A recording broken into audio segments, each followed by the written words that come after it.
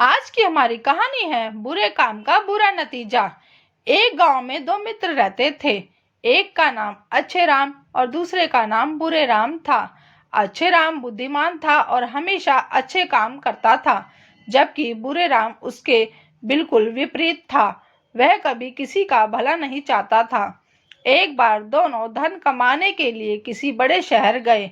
अच्छे राम की समझदारी से दोनों ने खूब धन कमा लिया। लौटते समय जब वे गांव के करीब पहुंचे तो बुरे राम ने कहा, अच्छे राम, इतना सारा धन घर ले जाना उचित नहीं लगता। क्या पता कब बुरा समय आ जाए। मुसीबत के दिनों के लिए इसे कहीं गाड़ दें। अच्छे राम को लगा कि उसका मित्र ठीक बोल रहा है, तो उसने कहा, ठीक है, किंतु थोड़ा धन घर भी ले चलेंगे। फिर दोनों ने एक पेड़ के नीचे गड्ढा खोदकर उसमें बहुत सा धन गाड़ दिया और थोड़ा थोड़ा धन घर ले गए।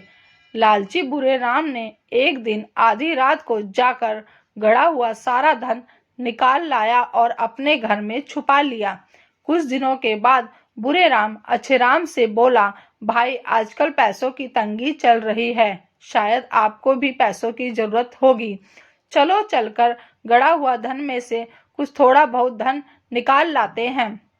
अच्छे राम को भी पैसों की आवश्यकता थी। उसने कहा, ठीक है, चलो चलते हैं। दोनों ने उस जगह जाकर गड्ढा खोदा तो वहां कुछ भी नहीं मिला, क्योंकि बुरे राम ने उसे पहले ही निकाल लाया था। अब बुरे राम ने नाटक शुरू कर दिया और पैर पटकते हुए अच्छे राम से बोला, तुमने मेरे साथ धोखा किया। हम दोनों के अलावा इस धन के बारे में किसी को जानकारी नहीं थी। तुमने ही इसे निकाल कर ले गए हो। मुझे मेरे हिस्से का धन दे दो, वरना मैं पुलिस में को तुम्हारी रिपोर्ट करूंगा। अच्छे राम हैरानी से बुरे राम का मुंह ताकते रह गया।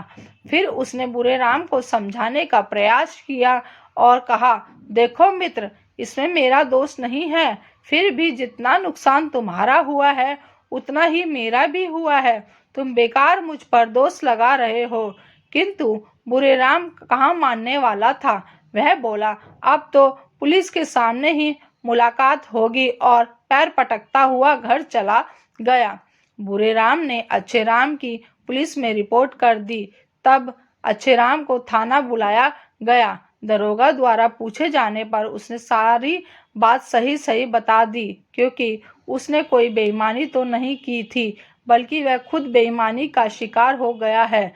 किंतु बुरे राम ने बड़ी कुशलता से झूठी कहानी गढ़ दी और बोला, उस धन के बारे में मेरे और अच्छे राम के अलावा और किसी को जानकारी नहीं थी, इसलिए इसने ही सारा धन हड़प लिया है। यही मेरे धन का चोर है। दरोगा ने कहा, क्या तुम यह बात साबित कर सकते हो, और क्या तुम्हारे पास कोई सबूत, गवाह है?